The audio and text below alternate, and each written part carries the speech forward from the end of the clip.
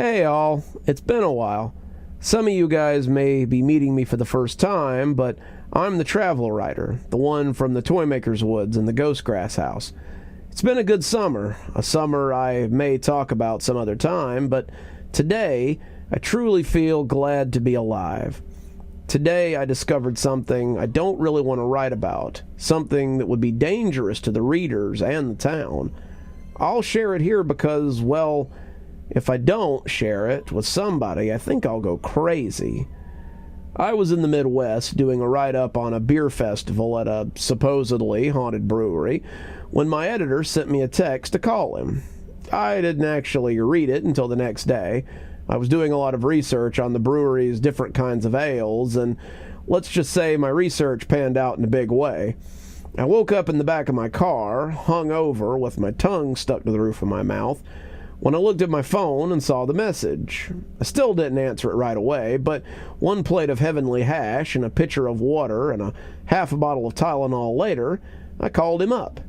"I guess you really enjoyed the festival, huh?" he asked, chuckling as I told him about all the sights I had seen, and though none of them included ghosts. "Man, you are behind the times. Some drunk stumbled into the back room last night and found a bunch of employees suiting up in black bodysuits and old clothes with glowing paint on them. Turns out it was all staged, so make sure that makes it into the article somewhere. Once you sober up and get my article typed, I need you to head for Wabash."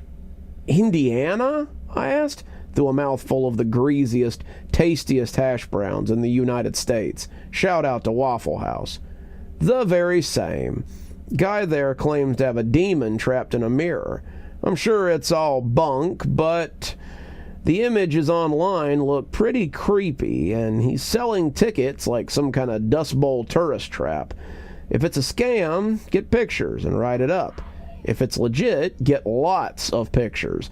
I want an account of drunken escapades by tomorrow, and it better have more in it this time than which beers are the best to make you forget your evening." The guy was an asshole, but his checks always cashed, and I had to admit, he had good leads. I spent that night getting over my hangover, writing up my piece and emailing it to my boss. I got up around 10, checked out of the Cheese Dog Motel I was staying at, checked my stuff for bed bugs before loading up into the car, and started my drive from Wisconsin to Indiana. That seems to be 90% of my job, driving from one place to the next, and sometimes I miss being a hobo-esque traveler who takes pictures as he traverses the United States on foot. The accommodations are often better, but there are times I miss the freedom of just taking pictures and trying to sell them.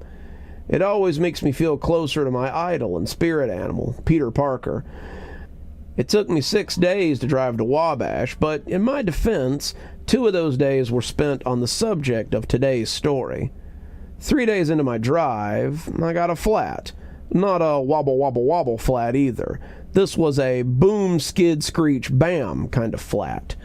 The front driver's side tire let loose as I was driving up a tranquil little road, and I skidded across the road as my rims cut into the pavement, right before I slammed into a ditch hard enough to rattle my teeth. I rubbed at my head as I came to, wondering if I was concussed, as I looked around. Everything was blurry, kind of washed out looking, and as I kicked the door open of my station wagon, the true king of the road, I spat out curses hotly as I looked at the front of my car. It wasn't bad, hadn't even crumpled the nose, but I was stuck in a ditch as I doubted I could pull the thing out myself. What was worse, I was pretty sure that my spare was flat. So even if I could get the car out, I was stuck here either way. Adding to the suck, my cell phone was at 0 bars out here, so I had encountered the holy trinity of bad luck. I was sitting on the back fender, wondering if I could show a little leg, when my bad luck seemed to turn around. I saw a tow truck coming from the opposite direction, one of the old ones with the chains and the winch, and when it rolled up, there was a smiling guy in a white uniform behind the wheel. He doffed his cap at me like an actual little incline of the bill, and rolled down the window as he leaned out to inspect the scene. "Looks like you had a blowout, mister," he said, stating the obvious quite eloquently. "Yeah, bad luck, too, because my spare is flat, and I don't have any service out here," I told him. "Well, let me venture up and see what the damage looks like. I can get you into town, and hopefully we can get you straightened out." Told him I appreciated it, and to my surprise, he managed to pull the station wagon out without tearing the front end off. She was a solid old girl, and once she was safely stowed on the back of the tow truck, we took off for the subject of this story. I had thought it a little weird that the truck had no name on it. It literally just said tow truck in big letters on the side. I had hoped once I got a better look at the uniform it would shed some light on it, but his uniform just said tow truck 2 on the front and on the front of his hat. I thought it was a little weird, but I hadn't seen anything yet. "So, pal," I said, shaking my head as the washed-out color persisted, "where are you from?" "Aiken, sir. Aiken, Indiana."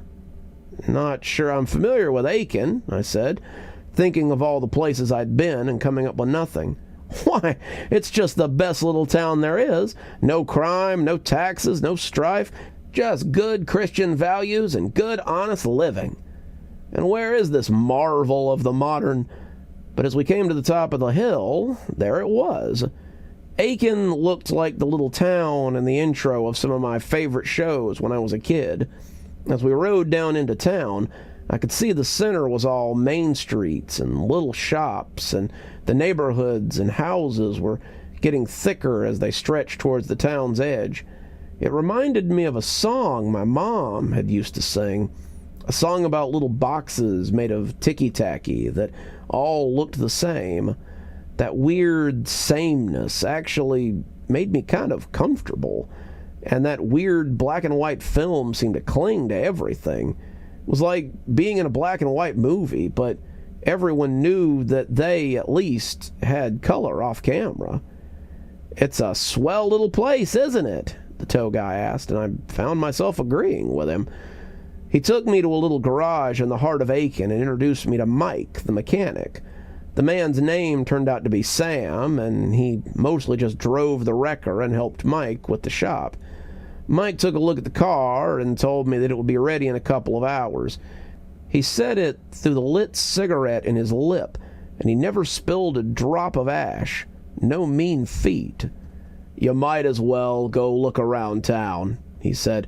"I got a couple of cars in front of you, so this is probably going to take a minute for me to get to." So I did just that. I checked the back before I left and grabbed my camera, wanting some pictures of this place. It was so bizarre. From the church with the bell tower, to the clock tower over the city hall, to the quaint little brick building and the freshly paved streets, right down to the K through 12th school. Everyone I passed said hello to me. Everyone I met was kind, and I never so much as heard a horn blare or saw someone respond with anything other than kindness. This may sound idyllic, but I think I had kind of become used to seeing people be terrible to each other. Every small town has its grumpy old man or its angry drunk. Even the most close-knit community had some element of chaos or a hatred for outsiders. This, to me, made me feel like the guy in the shadow of Innsmouth, just trying to make sense of it all as I walked amongst the locals as an outsider. At least that was until I met the woman. I was standing in front of a store, a big old grocery store called Rowdy's, when I heard the discordant sound of eggs being broken. I turned to find a woman, her hair tall and beehived, and her dress as modest as it was out of date. She was looking at me like I had two heads. She had dropped her paper bag of groceries and was coming at me pretty quick. I wanted to run. Not sure what this was about, but I couldn't go anywhere. My legs were stuck, and I couldn't move an inch. I closed my eyes, expecting her to hit me from the way she was walking, but instead she just took me by the arm and whispered in my ear, "You don't belong here. Come with me before it's too late." Again, I had every intention of refusing, but As she pulled me towards her little car, I came along willingly. We drove into the suburbs, people waving as we went past, and when we pulled up outside a ranch-style house with a green trim, it was easier to recognize what I hadn't from a distance. The houses in the suburbs weren't similar. They were the same. They came in 5 colors: green trim, blue trim, red trim, yellow trim, or orange trim. But they were still the same house. The windows were in exactly the same place, the door was the same placement, and the picket fences were set up in the same way. The garage doors were all closed and the same color of charcoal, and the driveways were all perfectly smooth and maintained. Everything was the same. Somehow I felt like they were all mimicking this house. This was the first house. I knew it somehow. And when she told me to come in, I followed her obediently. Despite all the weird things I had seen in my travels, I had never really believed in magic. This woman, however, made me wonder if there wasn't more to her than Tupperware parties and Avon house calls. We came into a pristine living room, the walls looking dark green through the film of gray that hung everywhere. I left my shoes at the edge of the carpet, and though it wasn't something I had intended to do, I did it, and it felt kind of nice to feel the thick pile carpet under my feet. Someone poked their head out of the den or study, and as he took the pipe out of his mouth, I saw a clean-cut fellow in his middle age. He was trim, his collared shirt showing me muscles and a well-made frame, and when he smiled, I got the idea that this guy might not be so nice.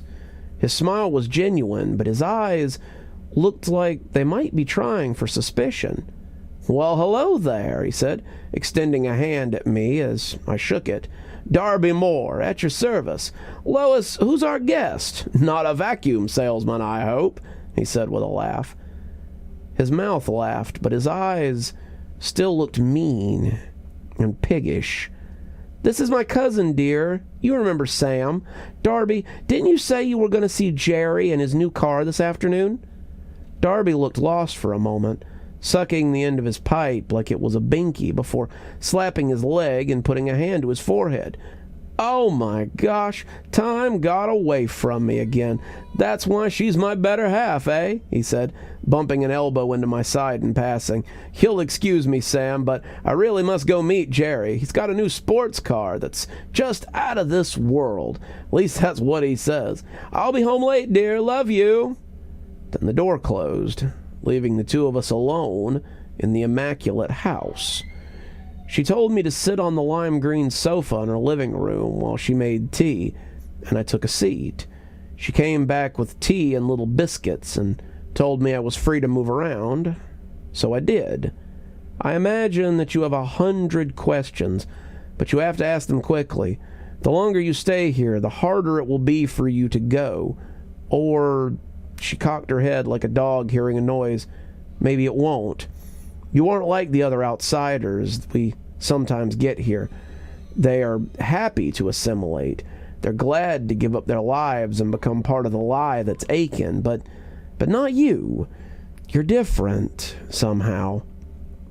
I had been nibbling on one of the cookies she had brought out. They were homemade and very tasty, but when she told me I was different somehow, I looked up, confused. I wanted to argue with her, but maybe she was right. I did seem to attract weirdness, sometimes by my own stupidity, but sometimes just by being here. Maybe that's why I was here in the first place. This was nothing more than another weird locale that I was drawn to by my own personal Bermuda Triangle that I discovered again and again. A trap I couldn't get my foot out of. "I've decided," she said suddenly, and I jumped, having been too deep in my own thoughts to remember that I was a guest in the strange woman's house. "I'm going to tell you everything, but after that you have to leave. The town will let you leave.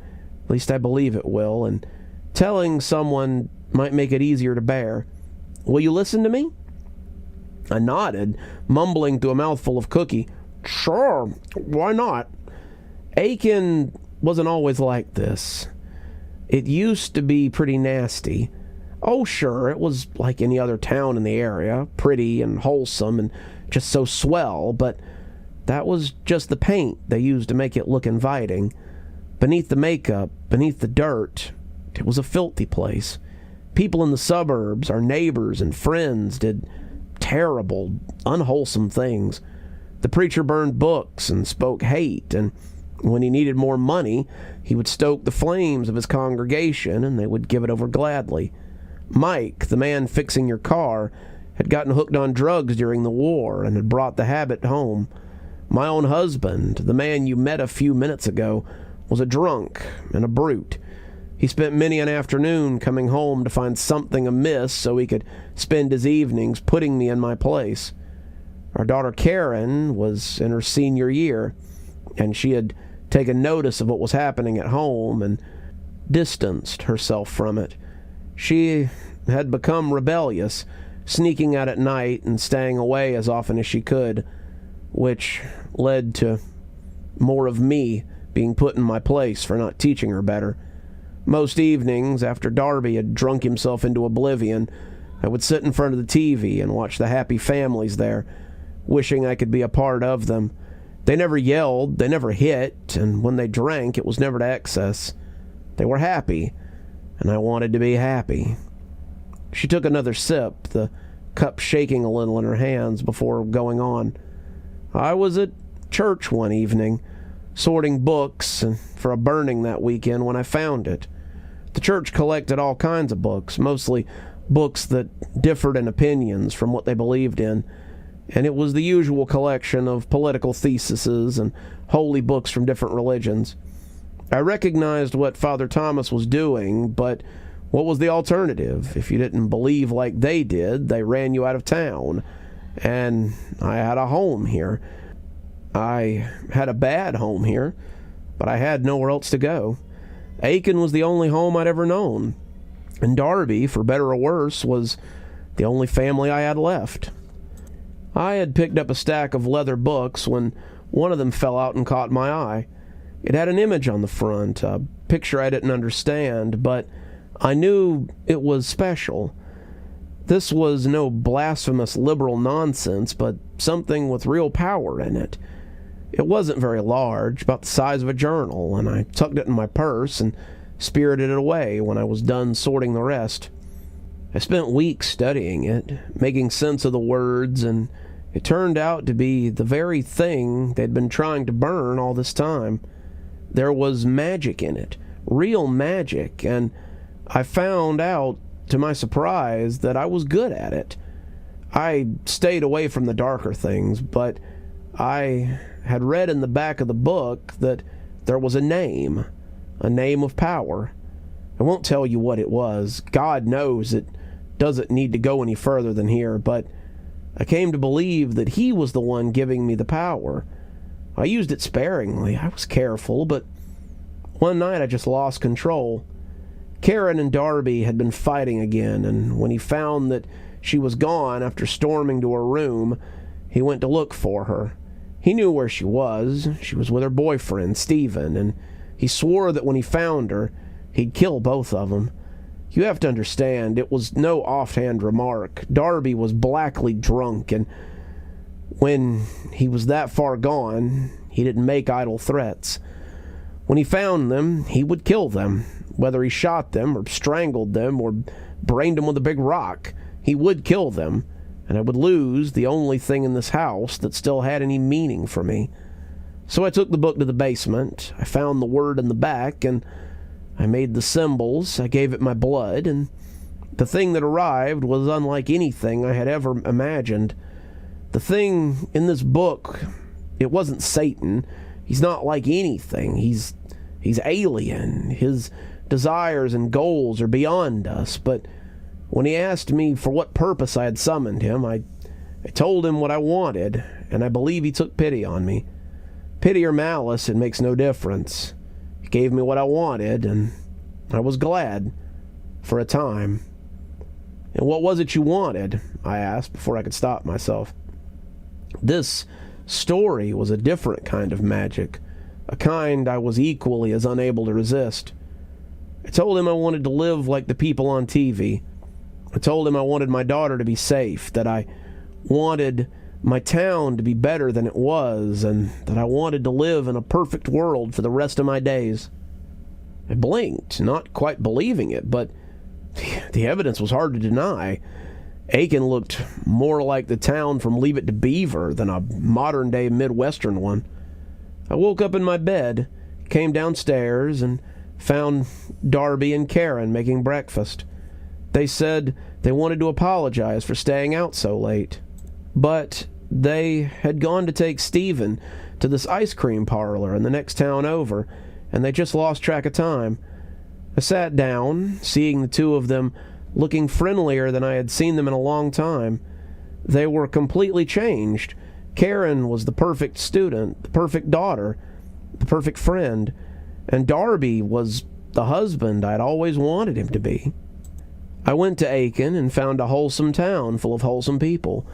There were no drugs, no poison religion, and when they drank, it was never to excess. It's been that way ever since. People come sometimes, lost people, and they assimilate. They become part of this town, and they never leave. What I worry, though, is how much longer I have like this. My daughter has been a senior in high school since 1964. My husband has been selling the same houses for decades, and I've continued to push this town along from the shadows all this time. I wonder every day if it will be the day that my patron will call his chickens home, and I will have to pay a price for my hubris. I put the teacup down, thanking her and saying that I should really be going now. She was right. The call was easy for me to resist, but it was still there, whispering in the background as we spoke, and it was loud. Mike has left your car out front. Drive until you see the city limits, and don't stop for anything. And if the town won't let me leave? I asked, feeling cold dread settle inside me.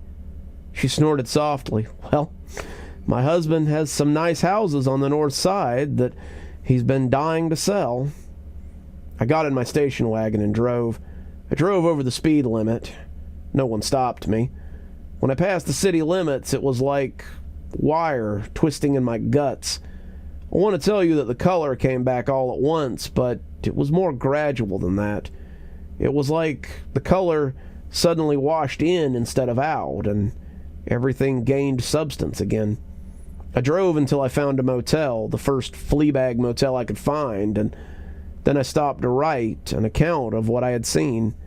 At first, it was so I could get it all down before I forgot, but I think eventually it was to turn into my editor. The more I wrote, however, the more I knew I couldn't do it. People would read it, and some of them would believe it.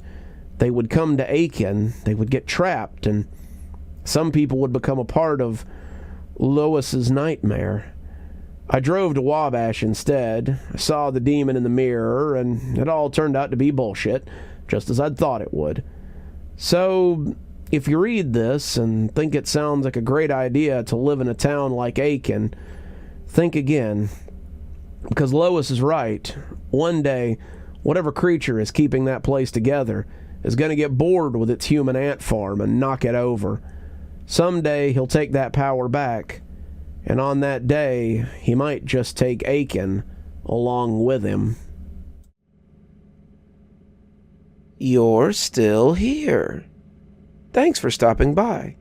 Dr. Plague here. Always a pleasure to see all my new and old viewers coming by for another one of my spooky tales. If you'd like to support the show, you can always take part in one of our channel offers through Fume or Aura, or you can just click on another video when they come up. I'd really appreciate it. For our newer viewers, we also have lots of playlists and other things if you'd like to get caught up. I know some of my series have been going on for quite a while. If you'd like to get my latest book, there's a link down below that'll take you to my Amazon page. Towesey Homestead just came out, so if that's something you'd like to get your hands on, go ahead and have a look down there. If you'd like a signed copy, you can go ahead and email me from my email address on the site, and I'll get with you about shipping information and ship you a signed copy. If you'd like to support the channel in a more monetary fashion, we also have membership through YouTube, and we've got a Patreon that you can get the information for in the description. We have lots of tiers and everything to suit your needs. Patrons that support on the $10 tier, that's our Ghostly Reader tier, get a book anytime I write one, signed and on their doorstep. As you may have noticed, there's a list of patrons and members on the screen, and I'd like to personally thank every one of them for taking a hand in the future of this channel. Well, that's enough for tonight. Dr. Plague, signing off. Have a wonderful evening.